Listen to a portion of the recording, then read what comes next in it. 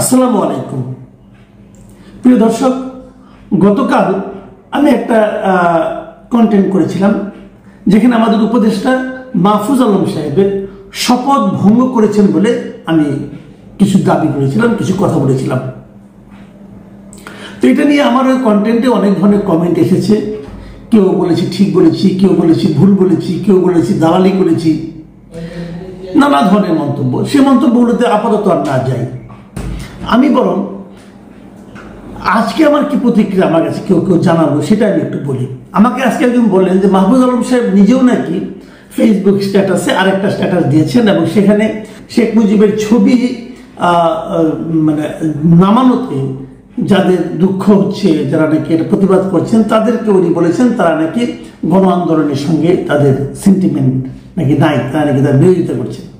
তাই ভাবলাম হতে পারে ওনার তো অবজারভেশন। আমি ওটা পড়ার চেষ্টা করলাম। তো আমি ওটা পেয়েছি ওনার এইটা স্ট্যাটাসটা উনি ইংরেজিতে লিখেছেন।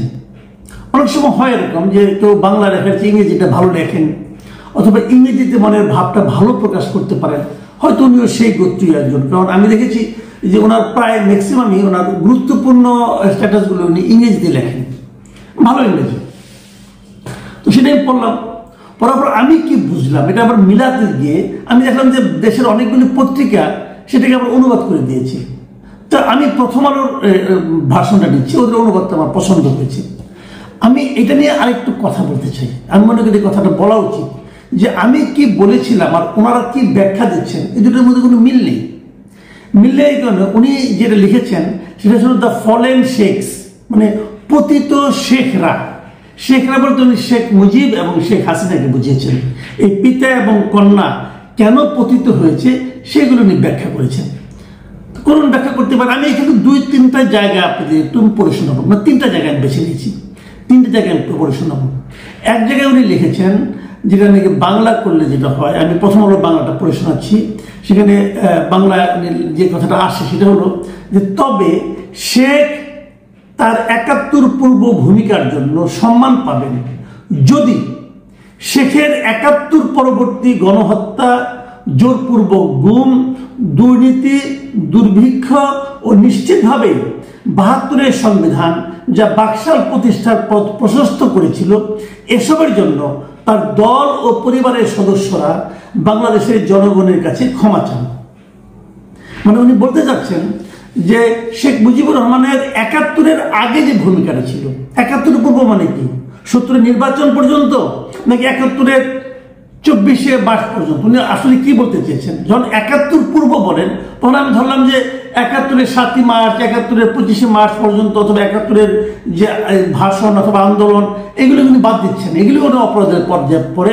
তার আগের গুলো ব্যাপারে ওনাকে উনি সম্মান দিতে চান, দিতে পারবেন যদি তার দল এবং তার মানে যারা আছে তারা যদি তার এই সমস্ত কর্মকাণ্ডের জন্য জনগণের কাছে ক্ষমা প্রার্থনা করে। মানে শেখ মুজিব সম্মান পাবেন কি পাবেন এটা নির্ভর করবে যে তার দল এবং তার পরিবারের সদস্যরা জনগণের কাছে ক্ষমা চাইবে কি চাইবে না এর উপর। কেমন কথা হলো ভাই? শেখ মুজিব তো মরে গেছে। উনার যে কর্মকাণ্ড, উনার সম্মান পাওয়া না পাওয়াটা নির্ভর করে উনার কর্মকাণ্ডের উপর। আপনি বলছেন যে স্বাধীনতার পর শেখ মুজিব ভালো কাজ করেনি, আমি মেনে নিলাম। আমার এত দূর যাওয়ার দরকার, আমি বিতর্কেই যাবো না, আমি মেনে নিলাম।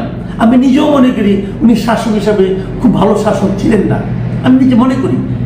এবং ওনার ভুল শাসনের ব্যর্থতা, ওনার শাসনে যে ব্যর্থতা ছিল, ওনার শাসনে আমাদের স্বজনপ্রীতি ছিল, আমি এটা বলছি এক দফায় গিয়ে। আমি তার ভুক্তভোগী, আমি নিজে, আমার তখন বুদ্ধি হয়েছে, আমি তখন বুঝি। এবং ৭৪-এর দুর্ভিক্ষের আমি নিজে ভুক্তভোগী পার্সোনালি, কাজে আমি এটাকে সমর্থন করছি না। কিন্তু আমার কথা হলো কি যে আমি তো মনে করি, আমি যে আপনার কথাও ধরি যে ওনার শাসন খারাপ করেছেন, তো উনি তো ২৫শে মার্চ ২৪শে মার্চ পর্যন্ত কোনো শাসন করেননি। ঠিক আছে, স্বাধীনতার ব্যাপারটা আমি বাদে রাখলাম। তাহলে ওই সময় পর্যন্ত ওনার যে ক্রেডিট সেটা আপনি দিবেন, কেন দিবেন?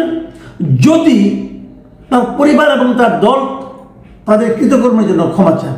তো পরিবার এবং দল ক্ষমা চাও না চাওয়ার উপর তার ক্রেডিট দেওয়া না দেওয়ার কি সম্পর্ক আছে? এটা আমার কাছে ক্লিয়ার না। উনি ওই যে ভালো কাজ করে থাকবেন, আপনি ক্রেডিট দিবেন। ভালো কাজ না করলে দেবেন না। কিন্তু তার উত্তরসূরি যারা, তার পরে যারা এসেছে, তারা তার ক্ষমা চাইলে উনি পাবেন না, পাবেন না, এরকম শর্ত দেওয়ার জ্ঞানটা আপনাকে কে দিল ভাই? এটা পৃথিবীর কোথায় পায় এভাবে বলেন তো? দ্বিতীয় জায়গায় আপনি যেটা বলেছেন, আরেকটা জায়গায়, যে কন্যার ফ্যাসিবাদী শাসনের কারণে শেখের ছবি সরানো হয়েছে, ব্র্যাকেটে কর্মকর্তারা সরিয়েছেন, যদিও কর্মকর্তারা উনি সরান, কর্মকর্তারা সরিয়েছেন। যে শাসন মেয়ে করেছেন ফ্যাসিবাদী বাবার নামে, ও তার ৭১ পরবর্তী চেতনার কথা বলে। কন্যার ফ্যাসিবাদী শাসনের কারণে শেখের ছবি নামানো হয়েছে, তার মূর্তি ভাঙা হয়েছে, এটা নিয়ে আমার কোনো বক্তব্য নেই, হতেই পারে। কারণ উনি ওনার পিতাকে প্রতিষ্ঠা করতে গিয়ে অনেক অনৈতিক কর্মকাণ্ড করেছেন। ওনার স্ট্যাচু মরে মরে বানানোটা আমি মনে করি ঠিক হয়নি ওনার। এবং তা যারা এই ছবিটা ভাঙছে, এই মূর্তিগুলি ভেঙেছে, তা কিন্তু শেখ হাসিনার কারণে ভেঙেছে, শেখ মুজিবের কারণে ভাঙেনি। শেখ হাসিনা যে অপকর্ম করছে, এই মূর্তিটা আসলে ছিল শেখ হাসিনার অপকর্মের প্রতীক, সে হিসেবে ভেঙেছে। এটা নিয়ে ভাই আমার কোনো বক্তব্য নাই, আমি সে একমত। কিন্তু উনি যে লিখেছেন শেখের ছবি সরানো হয়েছে, ব্যাকগ্রাউন্ড লিখেছেন কর্মকর্তারা সরিয়েছেন, তার মানে আপনি সরান নাই। তার মানে আপনি এখানে বলছেন যে আপনি সরান নাই, আপনি দায়টা নিচ্ছেন না। এটা হলো চালাকি, এটা হলো ধূর্ততা। যদি কর্মকর্তা সরাতো, তাহলে কর্মকর্তারা সরাতে আমি সরিয়েছি। আপনি যদি এখানে উপস্থিত থাকেন, আপনি যদি বুঝেন যে কর্মকর্তারা সরিয়েছে, আপনার উচিত ছিল বলা যে তোমরা সরিও না, তখন বলেননি। আপনি এখনো বলছেন যে আপনি সরান নাই, কর্মকর্তারা সরিয়েছে। ভাই, যে কাজটা করছেন, যেটার জন্য আগের দিন বাহাদুরি করছেন, সেটা স্বীকার করার মতো সৎ সাহসটা নাই কেন? তার চেয়ে বরং নাই ভালো। নাই দিতে উনি স্বীকার করছেন, বঙ্গবন্ধুকে জাতিপিতা মানেন না, ওনার সে গার্ডস আছে, আপনি তো নাই, আপনি যখন অন্যদিকে চলে যাচ্ছেন, এটা ঠিক না। আমি আসবো এই প্রশ্নে। আরেকটা জায়গায় বলেছেন, কেউ যদি সরকারি অফিস থেকে শেখদের ছবি সরানোর কারণে আক্ষেপ প্রকাশ করেন, তবে তিনি এই গণ অভ্যুত্থান ও গণচেতনার চেতনারই নিন্দা জানালেন। যদি কেউ আফসোস করে, সে গণ অভ্যুত্থানের এবং চেতনার নিন্দা করলো, এ আপনি বলতে চাচ্ছেন। দেখেন, এই জায়গাটা তো আমি বলে শেষ করে দিচ্ছি। সেটা হলো যে গণ অভ্যুত্থান এবং গণচেতনা যদি শেখ মুজিবের ছবি নামানো হয়, যদি নামানো হয়, তাহলে তার নিন্দা আপনারা করেছেন, এই উপদেষ্টারা করেছেন। কিভাবে করেছেন আমি বলি।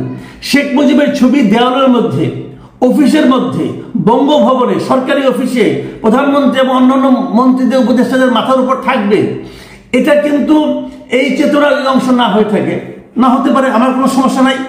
এখানে তো উঠিয়ে রেখেছে সংবিধান, ছবিটা ওখানে রেখেছে সংবিধান, আমি না, আপনি না। সংবিধানটা কে উঠিয়ে রেখে, সংবিধানটাকে কে জীবিত রেখেছে? আপনারা রেখেছেন। আমরা কি বলেছিলাম এই সংবিধান আপনারা রাখেন? বলিনি।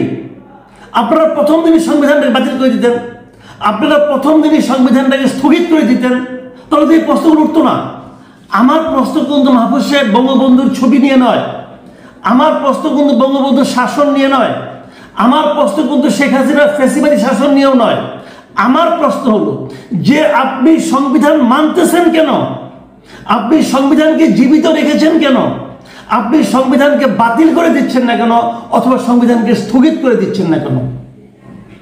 আপনি সংবিধানটাকে বাঁচিয়ে রেখেছেন, আপনি সংবিধানটাকে স্থগিত করেন নাই, বাতিলও করেন নাই। আপনি সংবিধানের আলোকে শপথ নিচ্ছেন, কিন্তু আবার সংবিধান মানছেন না, তাহলে কেমন হবে? আপনি তো শপথ দিয়ে বলেছেন, আপনি শপথ দেন নাই, বলেন, আপনি শপথ দিয়ে বলেন নাই যে আমি সংবিধানের রক্ষণ, সমর্থন ও নিরাপত্তা বিধান করিব, বলেন নাই? আপনি বলেছেন, তো নিরাপত্তা বিধান করতেছেন না কেন, সমর্থন করছেন না কেন? আপনি শপথ নেওয়ার সময় বলতেন যে আমি এই লাইনটুকু পড়বো না, তাহলে বুঝতাম আপনার গার্ডস আছে, তাহলে বুঝতাম আপনার মেরুদণ্ড আছে। বললেন না কেন তখন? তখন বলেন না এই কারণে এই শপথ না নিলে আপনি উপদেষ্টা হতে পারবেন না, আপনি উপদেষ্টা হওয়া প্রয়োজন। লোক তো আপনার মধ্যে আছে কিছুটা ভাই। আপনি যখন বলতেন এই সংবিধানে মানি না, এই সংবিধানের অধীনে আমি শপথ নেব না, অথবা আপনারা সিদ্ধান্ত নিতেন যে এই সংবিধানে আমরা স্থগিত রাখবো, এই সংবিধানের কোনো কিছু আমরা মানব না, মানলেন না কেন? আপনি তো সংবিধানটা রেখেছেন, আপনি রেখেছেন, কিন্তু সংবিধান বাতিল করার ক্ষমতা আমার জনগণের নাই, আপনাদের আছে। সংবিধান স্থগিত করার ক্ষমতা আপনাদের আছে, যেটা নাকি সামরিক শাসকরা সবসময় করে। তারা তো সংবিধান স্থগিত করে দেয়, আপনারা করতেন না? তো করি নাই। আপনারা স্থগিত করবেন না, সংবিধানটাকে রাখবেন, রেখে আবার মানবেন না। এটা হলো hypocrisy. This is called hypocrisy. তাহলে কি হবে? আপনার মন্ত্রণালয়ের সমস্ত লোক যারা আছে তারা বলবে আমাদের উপদেষ্টা সংবিধানে কিছু মানে কিছু মানে না, আমি আমার সুবিধা মতো কিছু মানবো কিছু মানবো না, আমি আইন তো আমার সব মানি না, আইন হলো এটা গণঅভ্যুত্থানের আইন, আমি কিছু মানবো কিছু মানবো না। এটা হলে কি পুরো দেশে একটা অরাজকতা আপনারা সৃষ্টি করতে চাচ্ছেন, ঠিক না। আপনারা কালকে সিদ্ধান্ত নেন যে সংবিধান আমরা স্থগিত করে দিলাম, নিতেই পারেন। গণঅভ্যুত্থানের মাধ্যমে একটা সরকার আসছে, একটা বিপ্লবী সরকার, এই সংবিধান আপাতত আমরা স্থগিত করলাম, করেন। আপনাকে এই বিষয় নিয়ে কেউ কিছু বলবে না। আপনারা শেখ মুজিবুর মাথায় রাখেন না কোথায় রাখেন আপনার ইচ্ছা, কোনো বক্তব্য নাই। কিন্তু যখন আপনি বলবেন যে আপনি সংবিধানকে সংরক্ষণ করবেন, সমর্থন করবেন, তখন তারপরে যখন দেখবেন আপনি এটা করছেন না, তখন আপনি শপথ ভঙ্গ করলে এই কথা আমি বলতে পারবো না, এটা আমি বলবো আপনারা অন্যায় করছেন এবং শপথ ভঙ্গের অপরাধে আপনি দুষ্ট, এবং এই অপরাধে আপনার বিরুদ্ধে শাস্তি হওয়া উচিত। ভাই, নিয়ম, আপনারা নিয়ম পালন করে দেখান আমাদের কি করতে হবে। আপনারা যা ইচ্ছা তা করতে পারবেন না। যা ইচ্ছা তা করার যে অধিকার, যা ইচ্ছা তাই করার যে মানে আপনার যে স্বাধীনতা, তাকেই বলা হয় স্বৈরাচারী আচরণ। আপনি লেখাপড়া করেছেন, অনেক জ্ঞানী মানুষ, এটুকু বুঝেন না? প্রিয় দর্শক, এখন এ পর্যন্তই। আমরা চাইব প্রত্যেকটা লোক যৌক্তিক কাজটা করুক, তাদের প্রত্যেকটা আচরণ যৌক্তিক হোক। উনি যেই হন না কেন, যে যুক্তি আমার জন্য প্রযোজ্য সেই যুক্তি আপনার জন্য প্রযোজ্য হওয়া উচিত। আপনি যত বড় লোকই হন না কেন, সবাইকে যৌক্তিক আচরণ করতে হবে। আমরা একটি যুক্তিগ্রাহ্য সমাজ চাই, আমরা একটি যুক্তিগ্রাহ্য সরকার চাই। প্রিয় দর্শক, এখন এই পর্যন্তই। আল্লাহ হাফেজ।